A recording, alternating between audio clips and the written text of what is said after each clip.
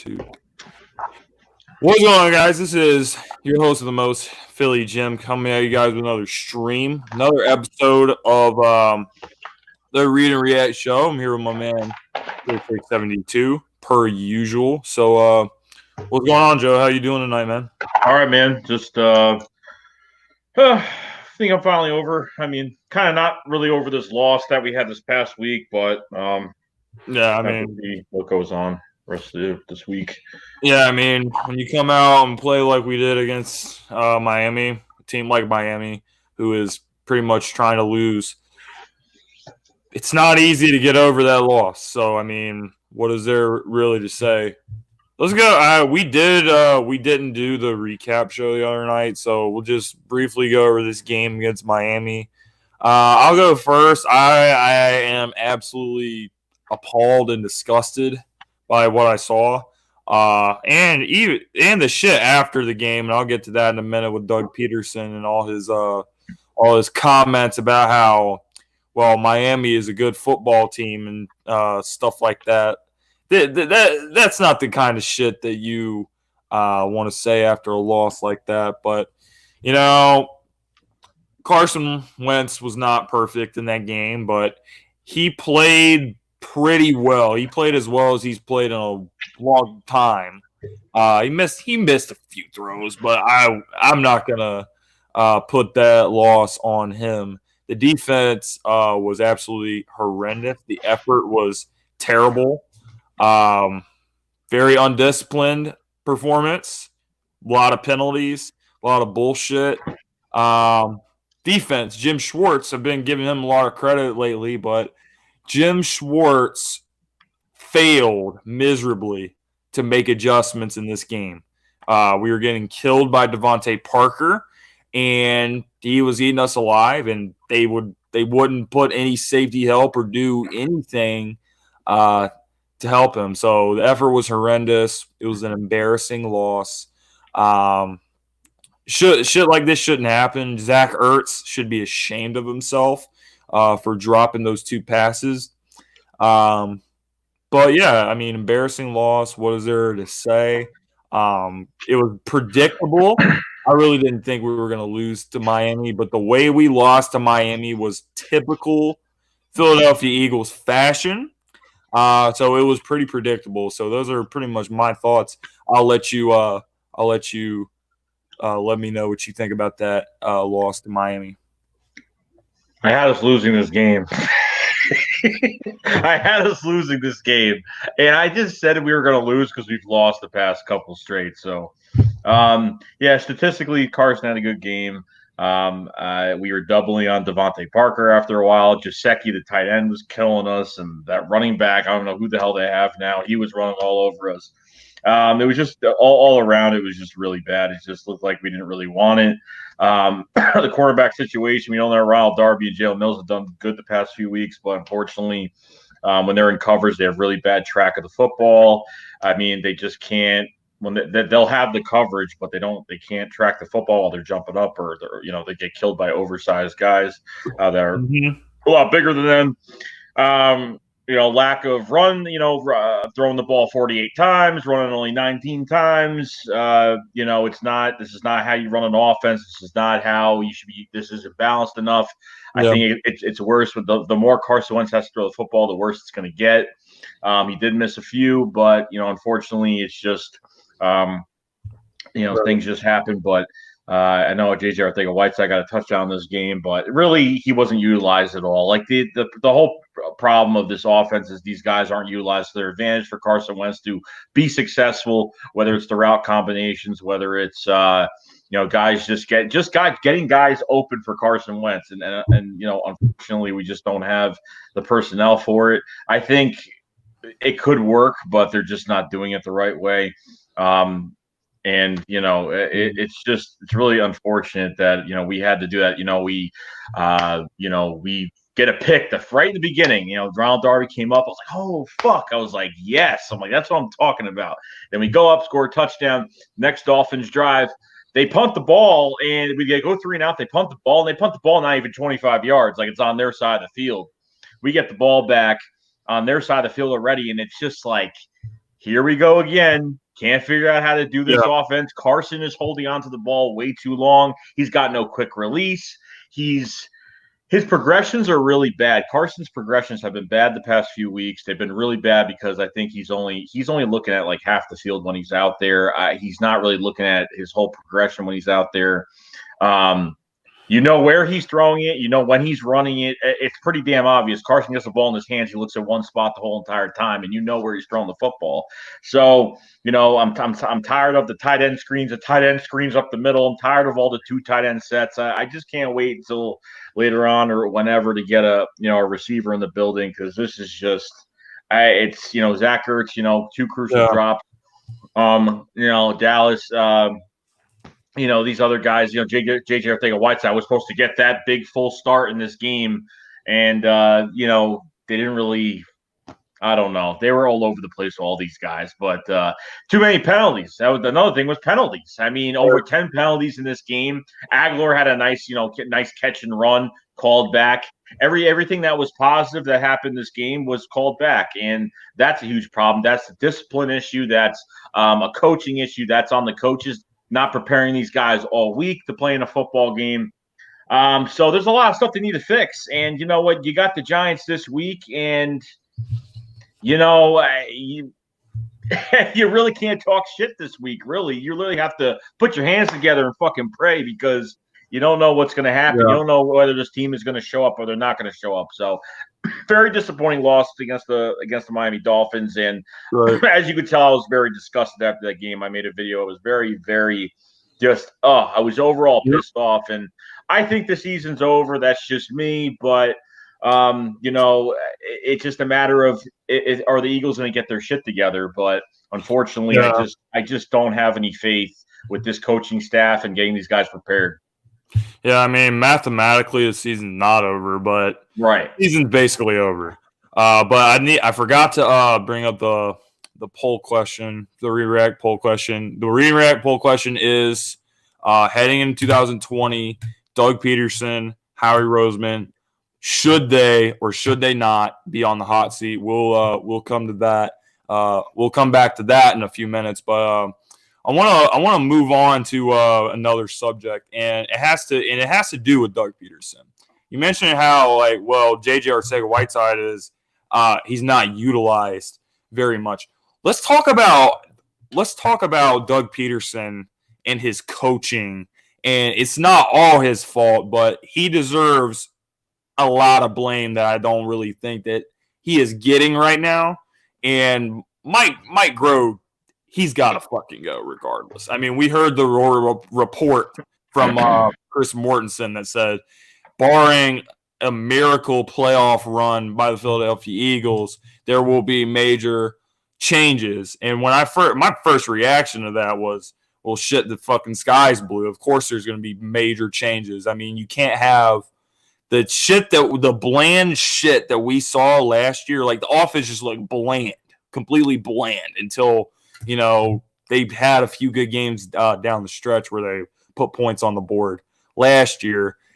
Other than that, looked really bad. This year has looked very bad. But let's talk about a guy that's not utilized enough.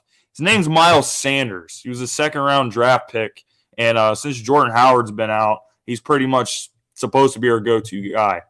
So Miles Sanders this year, he is – through 12 games, he has the most scrimmage yards by any Eagles rookie in franchise history.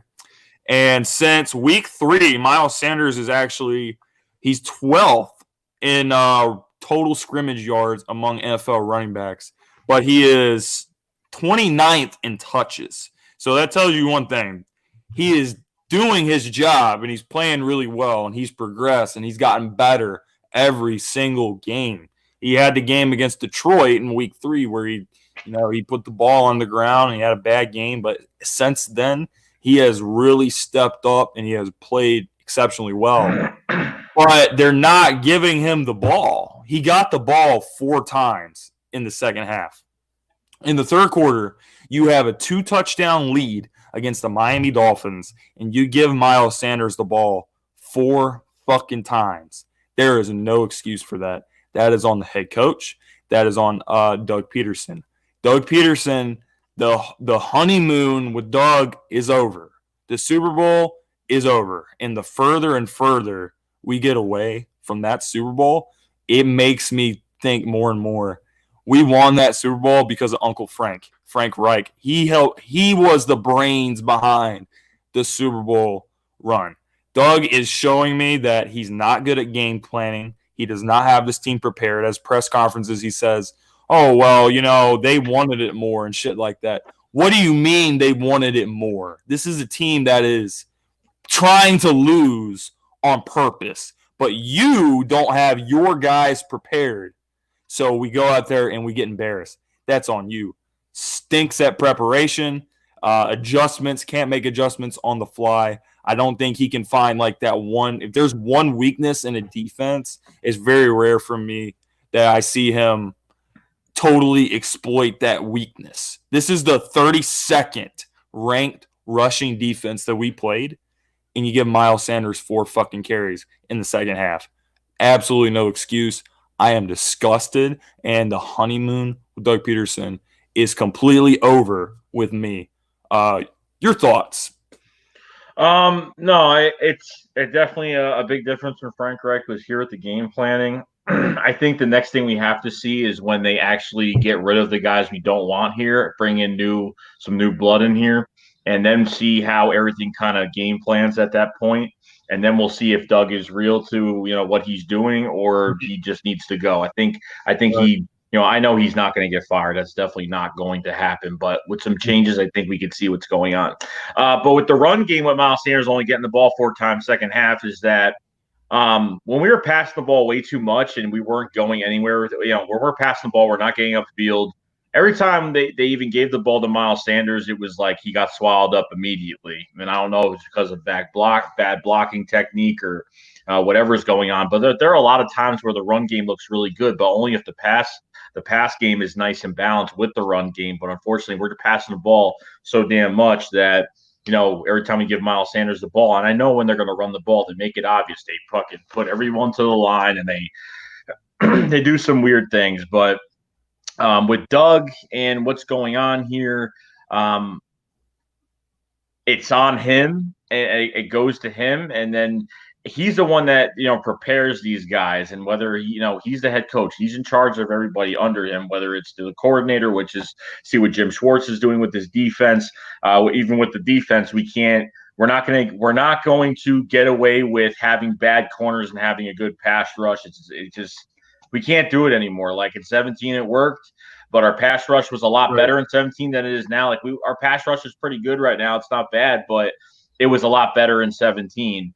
But we can't get away with a lot of things like we did before. And I think you're right. The further we get away from the Super Bowl, we can't go back on it. I don't want it to be known as a lucky year. I'm glad we won it. I'm glad it's done. I'm glad that it's, we finally got one. But we should not be going through this, a few years later after the Super Bowl. Like our roster shouldn't be like this. And I know you're going to get to the whole Howie Roseman Doug thing. So I'll let you go do that. So we're gonna, but real quick, let's go over Mack Hollins and then we'll get to that segment. Mack Hollins release. I'm just gonna go through this real quick. My first reaction, I was so fucking happy that this happened. I mean, this tells me one thing, that the team is finally getting rid of the players on this team that are pussies, that don't want to be here, that don't want to play. This guy before the season said, I don't want to play wide receiver. I want to play special fucking teams. That really pissed me off. Other than the fact that I really didn't think he was that good in the preseason. He didn't look good. I thought he was getting outperformed by Greg Ward and Mark and Michelle, but they released Mark and Michelle. He didn't make the team. I thought Mack Hollins should have never made the damn team. And he proved me right this year. He made no catches for a month, and he didn't do shit. He was non-existent. He was the invisible man. He had one play, one highlight reel in his career, 64-yard touchdown, gets the Redskins in 2017 on Monday Night Football. Other than that, he's been complete trash. He stinks. He didn't want to play receiver. And he's just going to go in a box with a lot of bum ass players that Howie Roseman has drafted over the years. So that's all I got to say about that. I was so relieved when this news came out. Yeah, no, this is a guy that hasn't made a catch since September. I mean, it's been since the beginning of the season, really. And you know, the writing's on the wall. Like that just tells you right there. Like this is a guy that Mike Groh has really liked a lot, but hasn't, you know, during the Cowboys game and Mike Groh saying that he ran really good routes during the game. I mean, they even make a damn catch. I mean, it's just this guy hasn't done a fucking thing ever since his groin injury. It's been lingering, and it's really screwed up his speed. It's screwed up the way he plays the game. And from his his comments about wanting to play special teams more than everything, anything else, you can't be on the field. Any other team that Matt Collins is lucky because any other team would have had him cut after like a week, like 2 weeks, at least not, maybe not cut, but at least benched or at least not even starting. And we should have we should have had, if everything's so screwed up, we should have had J.J. Arcega-Whiteside playing earlier. We should have had Greg Ward on the active roster. Should have done something because keeping him in this offensive lineup is just it's just crazy. And you know what? Jeffrey Lurie needs to it's his job as an owner to, when he sees that there's danger lurking around the corner, he needs to put his hands around his franchise and fucking take control. Right. That's what it's all about. Yeah, I totally agree, man. I couldn't agree more about your last point with Jeffrey Lurie. But yeah, we're gonna move on to the poll question. So, yes or no? Heading into 2020, Doug Peterson and Howie Roseman, should they be on the hot seat? I don't think Doug.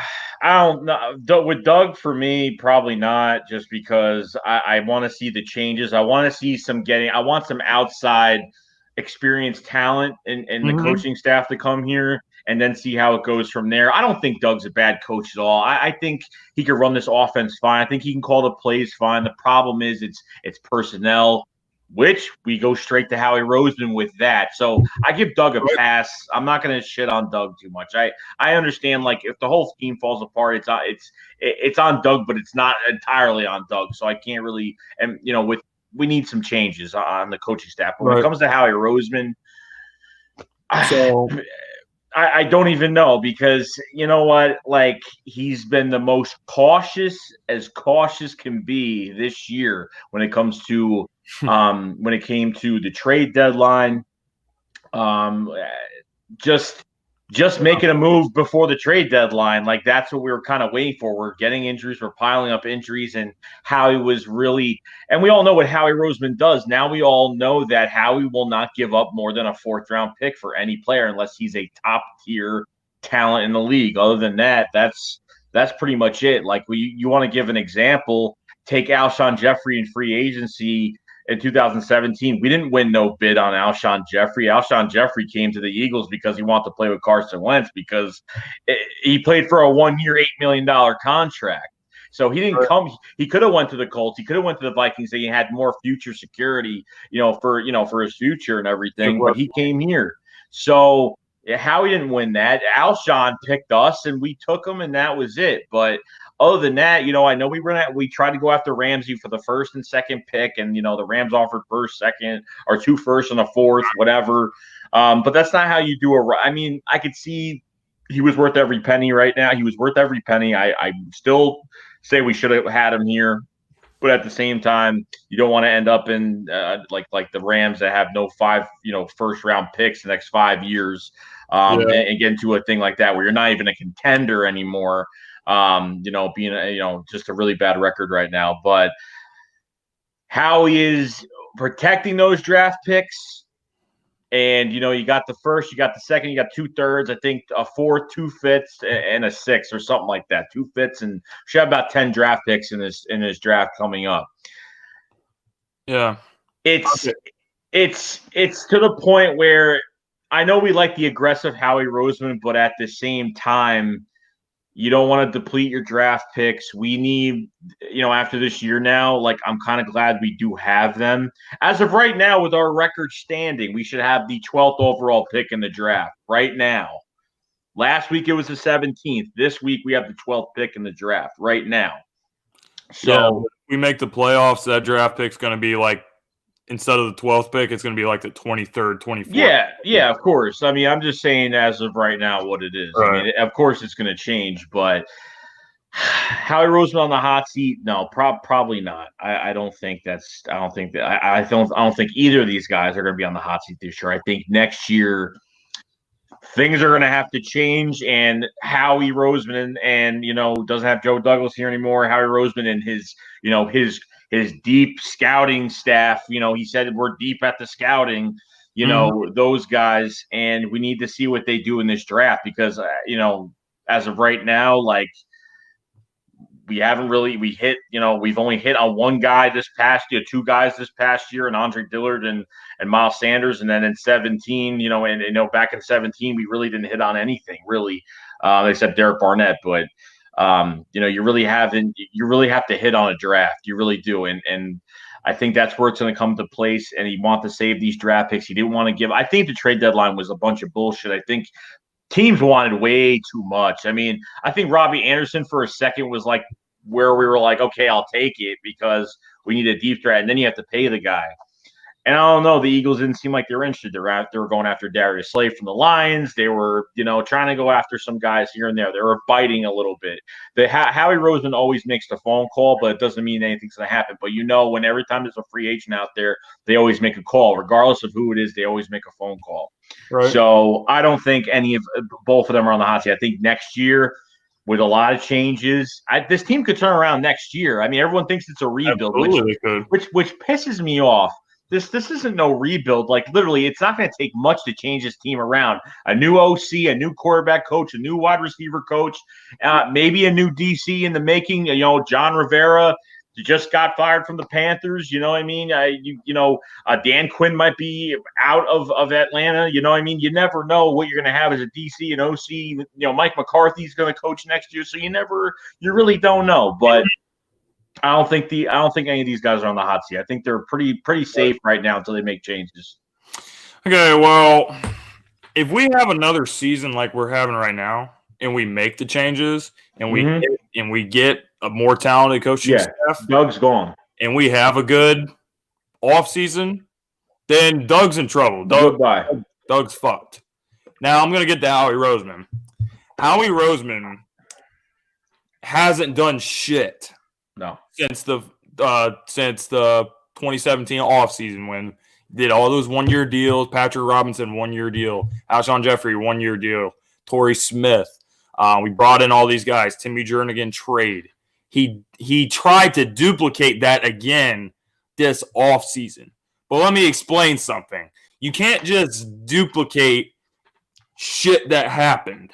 Right. You can't duplicate that hunger that 2017 group had. The group that we have does not have that fire, that passion, or that hunger that the 2017 group had. But he tried to do the same thing. He tried because he went after Deshaun Jackson. That was kind of the Torrey Smith signing, reincarnated, and then Malik Jackson, among others. And then he tried to. You could tell it was very, very similar to that offseason. But it doesn't work. You have to bring in dudes that are younger, that are hungry, that want to win, that have that passion and are ready to go. And you got to bring in new guys that have never won before because these guys want to win. That was what was great about that 2017 group. None of these guys had ever won before. And they're like, hey, let's go do this thing. And then we were 13-3, and even though Carson Wentz was playing at MVP level, he tore his ACL and he was done for the season, we still had a great team, and we still went all the way because these guys were hungry. These guys had it. But he's not doing the right things. He has to. For me, I do think he's on the hot seat. He cannot have another shitty draft where he gets one player that's a fringe starter and like Derek Barnett, Sidney Jones, bust, Nelson Aguilar, bust, Mac Hollins, bust, so on and so forth. Eagles wide receivers drafted since 2010. Let's see. Riley Cooper, Marvin McNutt, Jordan Matthews, Josh Huff, Nelson Aguilar, Shelton Gibson, Mac Hollins, and J.J. Ortega-Whiteside last year. Fucking horrible. This Horrible. draft class Mm. is so stacked with receiver talent that if we don't get one of these top guys, if we do not get a Jerry Jeudy or a CeeDee Lamb or a Henry Ruggs or one of these top flight guys, people are going to be on Howie Roseman's ass. There's no excuse. If he takes a lineman when there's these upper echelon receivers that we need desperately, then there's going to be a problem. He can't sign these old, aging players. This is what he does. He signs players that are not necessarily they're trash or anything, but he brings in players and re-signs players that are aging vets that have already reached their peak and now they're declining. So, in my opinion, there's a lot of pressure on him. He has to nail free agency. He has to nail trades. He has to nail the draft. He has to fix this team. And with Doug, he's got to get his shit together too. He's got to pull his head out of his ass. What happened to Mr. This is the new norm? What happened to Mr. Fearless and all that shit he was talking after the Super Bowl? It doesn't seem like it's there anymore. And some of it is on the coaches that are around him. And he does need talented coaches around him to be successful. It's just like any quarterback. Some quarterbacks, you see with Carson Wentz with these receivers, he can't really succeed with what's around him. Doug can't succeed with what's around him either. So if all the things happen, then we're still in the same situation, and we're about to have another average season, possibly winning the NFC East, barely winning the NFC East, barely winning a playoff game, losing in the first round. I'm done. You're gone. You can't build a team like that and do all this shit and Fearless and new norm and fall flat and turn this team into a complete fucking joke and keep your jobs. I think there is a lot of pressure on these dudes, and I do think both of them, they will not get fired this year, obviously. But Jeffrey Lurie does not put up with stupid shit, and if he has to step in for the greater good of the team, I think he will do it. So he did it with Chip Kelly. He did it with Andy Reid. I think he'll do it with Doug Peterson. And I think he'll do it with Howie Roseman. Yeah, no, I definitely agree. He can't fail another draft. I mean, he just can't do it. I mean, at this point, like, with these extensions to, Brandon Brooks and Lane Johnson, and, I'd say get rid of Malcolm Jenkins. I say trade Alshon Jeffrey. Hell, I say trade Zach Ertz, get some compensation, and really do something really good in this draft. To be honest with you, if you're just say like, depending on what the rest of the schedule right now, I have no idea. But, just say, we win half the games now. Just say we, maybe get the 20th, 21st pick, and maybe you have, you have 2 first-round picks, or, you can use some compensation to move up in the draft and get somebody that you really want. I'd be open to having a brand new receiver core, which, shouldn't be saying this, but unfortunately, it's just not producing. Alshon Jeffrey, Alshon Jeffrey didn't have a bad game at all. Like against the Dolphins, like he was going up, he was doing a good job catching everything, here and there. But I just think we need. And the big thing is Deshaun Jackson as well. And I don't think, to be honest with you, I don't think Deshaun Jackson will be gone, because it is going to be very hard for the Eagles to let go of Deshaun Jackson, what he does on the field, and especially with his speed, the track of the football. It's going to be really hard for them to let him go. I highly doubt Deshaun Jackson is gone from this team, but I would love to get another receiver in here, and have and whoever else they want to have behind them, whether it's Ward, whether it's JJ Arcega-Whiteside, whether these guys need to get playing time. Don't do this shit next preseason after you make the draft and do all this shit next preseason. They got to let these guys fucking play next year. There's none of this fucking sit out 4 games. The Carson Wentz sits out for 4. I understand. All right, maybe the first game he has a snap or 2. Second game, he plays for a few more snaps. Third game's a half, and then the fourth game you sit out. Okay, I understand, but you can't have all your starters sitting out in preseason anymore. I mean, you just can't. Like, it's done. You can't. You have to. That's the preseason is for you to build chemistry. And then Doug had the audacity to say, "Oh, OTAs, our training camp, we run it just like games." Give me a fucking break, honestly. Like, no, you don't run it like games, okay? Because number one, when you're facing the same opponent, you're gonna look good every damn time. When you're facing your own guy in another jersey, the same guy you freaking play across from every damn practice or whatever it is. You're doing the same thing. They need to hit this draft. Free agency, I know they'll dip. Maybe they'll dip and dab just a little bit. Maybe get one guy. Who knows? I know they'll get somebody free agency, maybe. And then once free agency passes by, we'll kind of know what's going on and what we're really going to tackle in the draft. But I know it's really early right now, but Howie definitely, like I said, like I meant he's not on the hot seat as in he's not getting fired, which I know he's not. But as of next year, with changes of the coaching staff, he can't fumble a fucking draft anymore. Like this is like he needs to nail it. Like he needs to nail it this year. So a lot of tough decisions are going to be made. Right. So we're in agreement there. So moving on to the preview for the New York Giants. Daniel Jones has an injuries and a walking boot. Eli Manning is going to start this game on Monday night at Lincoln Financial Field. The Giants are 2-10. They basically have nothing to play for. We still have the playoffs to play for. Hypothetically, we win against the Giants, and we beat the Washington Redskins, we beat the Cowboys, and we beat the Giants again. We will be hosting a home playoff game. So we are not mathematically eliminated yet. But you know what? This is fucking bad. This is just bad. I just after seeing this defense play, this whole team, it's so uninspiring to watch this team play. So I really can't tell you that we're gonna win this game. I can't. I don't think this is just the way it's been this year. Players like Saquon Barkley. Saquon is one of the best in the league. He's been having a huge down year. He's been dealing with injuries. But watch this be the one game where he tears our ass apart. Yep. Absolutely tears us apart. Darius Slayton, rookie receiver, been playing well for them. Golden Tate, who we acquired last year in a trade for a third-round pick.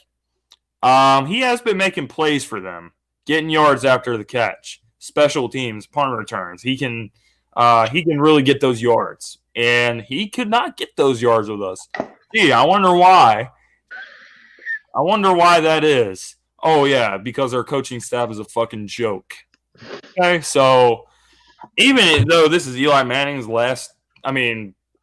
most recent start since he got benched, this guy, I think, can tear us apart. If Ryan Fitzpatrick can do it, Eli Manning can do it. Eli Manning, he kills us a lot with getting the ball out quick, throwing quick little slants. So I think what they're going to probably do is they're going to get Barkley going first, and they're going to establish Saquon early in the game. And then he's going to attack us with all these quick throws, all these quick out routes to Golden Tate, and Golden Tate's going to get all these extra yards after the catch. And it's going to be a fucking nightmare for our defense. And our offense is going to have to rise to the occasion. And this offense is not really capable of rising to the occasion. They've proven it time and time again. So not feeling good at all about this game. I don't have confidence whatsoever. So kind of sucks to be saying that, because this is a team that I think we have a psychological advantage over, because we have just completely owned the Giants for years now. So I just don't feel good about this game whatsoever, Joe. No, I don't either. And if just because it's Eli Manning, I mean, he hasn't, he was benched, you know what I mean? He was now playing as a backup now. So I think he's going to have a little bit of fire in him to at least go out there and fucking show what he's got and be like, maybe this is his chance now since Daniel Jones is not playing. Kind of, I guess, give him an opportunity to showcase his talents in front of, other teams that are going to be watching or whatever, because God forbid what's going to happen with him next year after he's gone. But like you said, Slayton was a fourth-round pick receiver, fourth or fifth round. And he's absolutely amazing. Golden Tate's been playing out of his mind this year. It's a joke. It's just that you can't say anything. I mean, I know we own the Giants, but they could own us Monday night, and I don't know why this is a Monday night game. Who the fuck is going to watch this game Monday? Honestly, it's a waste of time to even have it on some big platform. To be honest with you, but it's just something to where they lose this game. Oh man, it's already. Mathematically it's still not over, but it could be over after Monday. I think it's over. I think it's done. But that's just me. I mean, the Dolphins are the Dolphins, but this is the Giants are statistically a little bit better, of course, but doesn't mean a damn thing. If our team is not ready to play, if we're with penalties and we can't throw to receivers, Carson's holding on to the ball too long, he's getting hit. Yeah, it's going to make no difference. So I have us losing this game this week. Right. It's like my grandmother used to tell me: you can shine shit all you want, and still shit. The Giants are a step up from the Dolphins, but they're still one of the worst teams in the fucking league. So you lose back-to-back games against the two bottom teams in the NFL, then there better be a fucking fire sale right after the game. I'm not even kidding. I wanted there to be a fire sale after the Miami game, but of course there wasn't. Doug has stupid-ass press conferences. Oh, we're not going to make any changes this week, blah, blah, blah. All the other shit he said. The shit with Doug is so frustrating. We control our own destiny. Yeah, he says that shit every week, and he goes on 94 WIP, and he's like, oh, I'm angry and disgusted and shit like that. Well, fucking prove that you're angry and disgusted, because you've been acting like you've been saying all kinds of shit that's similar to that the entire season. Like, oh, we're pissed off and blah, blah, blah, and we're going to play with a chip on our shoulder. We're going to do this, and we're going to do all this shit, but you never fucking do it. We've lost to the Atlanta Falcons.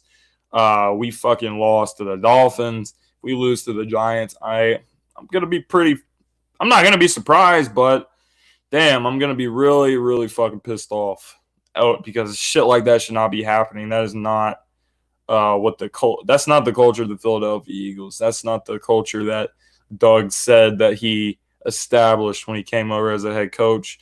That's not the new norm that he talked about and all that stupid fucking shit.